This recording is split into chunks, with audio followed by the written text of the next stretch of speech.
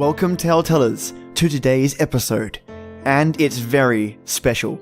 Jayce York has written a story about how I came to be, and I'm absolutely flattered to say the least. When I saw this come through, I snapped this up and could not wait to read the story.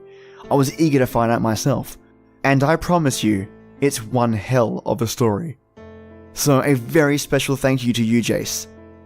Whilst I'm on the topic of thanking, time for some shoutouts from the fans who have liked, shared, reposted, or supported this channel in any way. Let's get to it. Troy Shaw, I haven't had a chance to review my last episode, but I'll take on board your feedback regarding the audio skips. When I find them, they're gone. I'll make sure that they're all fixed. Thanks for the quality control, mate, and your feedback is always appreciated. Cheers, mate. Sin, you powerhouse listener. Cheers for the likes on loads of my episodes. I'm super grateful for your support. Thank you so much, Sin. Not Ready to Adult, a contributor, a commenter, and a liker. My goodness.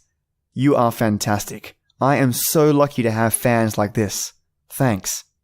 Arkin Brother, the powerhouse creator, liker, reposter, and leading tale-teller as far as original authors go. Not to mention me coming back to my SoundCloud profile full of likes. Thank you so much for the support. And, of course, as mentioned, today's story.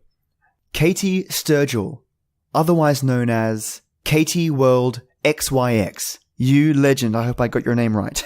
Thank you so much for the huge amount of likes. You're a star. Just so you know, Telltellers, Caitlin is a YouTube narrator herself and produces videos of her own that are just awesome. I'll include her link in the episode notes, just as a special thank you to her. There are also two podcasts I want to shout out to. The Little Podcast of Horrors. If you like true crime, serial killers, horror movies, and disappearances, check this one out. Thank you for the follow, and I return the favor. I love that sort of stuff. And the Crazy Town Podcast. They cover anything weird and wacky in the world, and normally have a slice of comedy in between. Great show, and thank you for the constant likes and reposts. I really do appreciate it. Okay, Telltellers. An origin story like no other. Turn the lights off, the sound up, and get ready for something original. My name is Jamie, but my friends call me James, mostly because of my tomboy nature. But this is about the man who saved my life. He calls himself the Tale Teller, and here's how he did it. Like I said, I'm not much of a girly girl, and this got me picked on as a kid, and ridiculed as an adult. And since my parents wanted a normal girl and not what they got, so I never really got along with them. So you can imagine my depression. I could never hold a job, and some days I couldn't even get out of bed. So that night, on the old stone bridge, standing on the edge ready to relieve the world of me, was when I heard him. You know, whatever shit you're going through, if you end your life like that, what waits for you at the bottom and the rest of eternity is much worse. That I can guarantee. Not even looking at him, I responded, and how would you know that?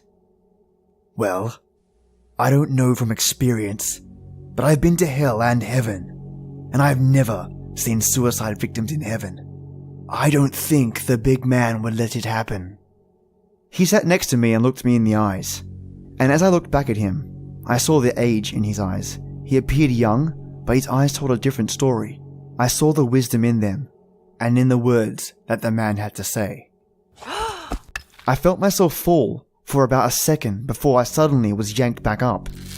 I was confused for a moment, until I realized what had happened. I gotcha. That man had stopped me from falling, and was holding me up by the belt, with one hand, like it wasn't an issue at all. Alright, I see, he said. He set me down before saying in a stern voice, Sit. And I proceeded to do so. I'm going to tell you a tale. This is the tale of the time I lost everything. I may not look it, but I'm 317 years old, and I hunt monsters. Yes, monsters like vampires, trolls, and cave ghouls. However, I mostly hunt skinwalkers, and for good reason.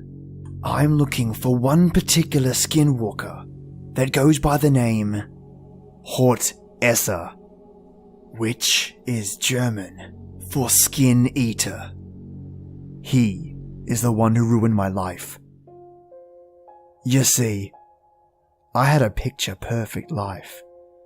I was married to the most beautiful woman I'd ever laid my eyes on, Laura.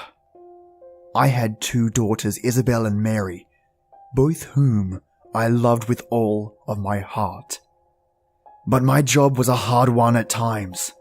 I had to cross the state of Georgia with all sorts of goods, trade with the capital, and head back to my village. One day on my way back to my village, I met someone. Their wagon had broke a wheel, and the one man there was trying to fix it. I pulled over and helped him by giving him a spare wheel I kept with me. I had been in the same predicament, and someone once helped me the same way. So, when we were done fixing this, and set to head on his way home, he offered me something. A weapon I've never seen before. The man then pulled from the strap on his back to reveal a spear. But at the end of it, where the spearhead would be, it looked like a sword blade. It was curved and had a flat back.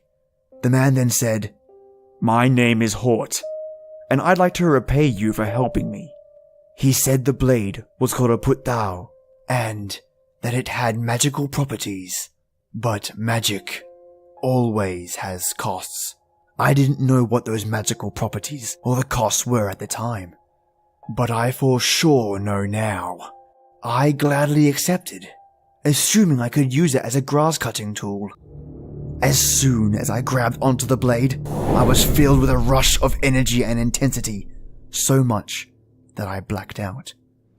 When I came to, it was snowing, and I was on top of a hill, on the edge of the forest I was just in. I looked around for a minute before realizing I was near my village, but a sense of safety did not warm me in the cold.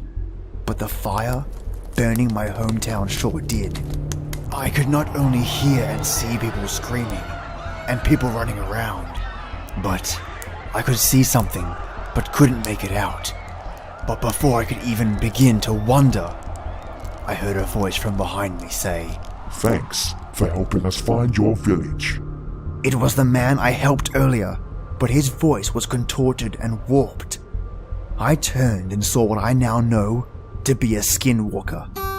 An alpha skinwalker to be exact. He was huge. I barely came up to his knee.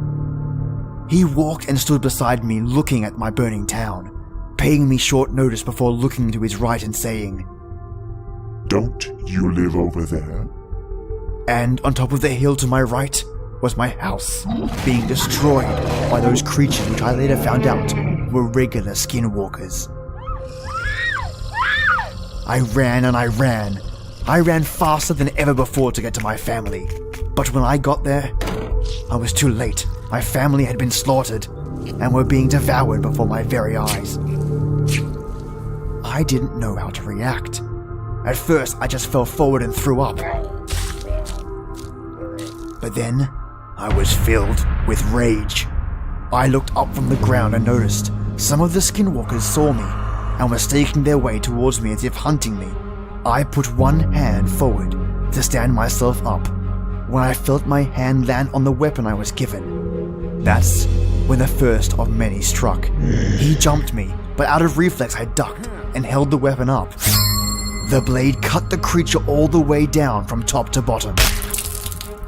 The one behind me leaped the same way, only for me to turn and cut the creature's jaw clean off. But 2 was all I was able to manage before I was swarmed by the beast and torn to pieces. But I wasn't eaten. I thought I was done. But a few hours later I awoke, still in the same spot.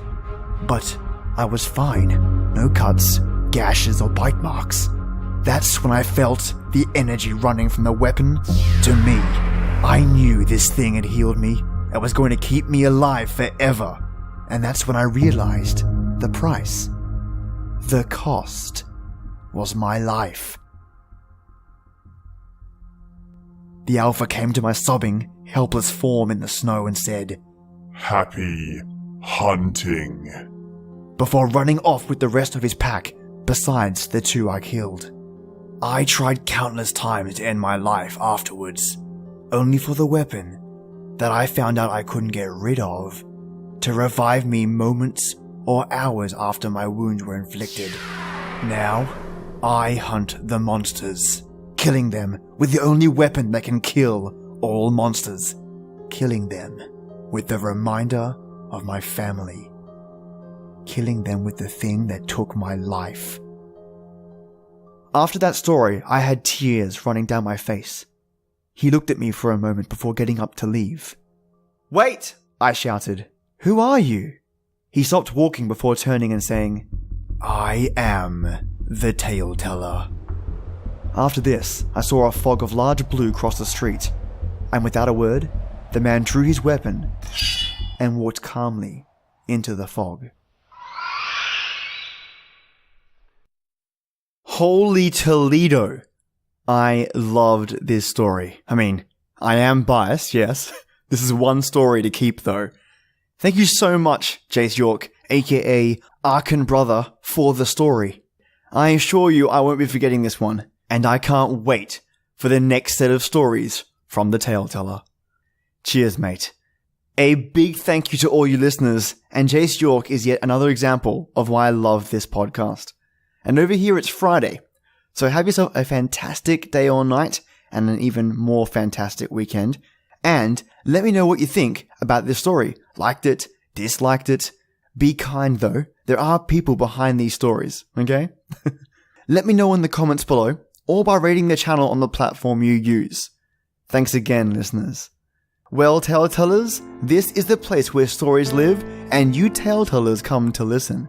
Enjoy your day or night, and join me every weekday for our creepy tradition. And as always, till next time.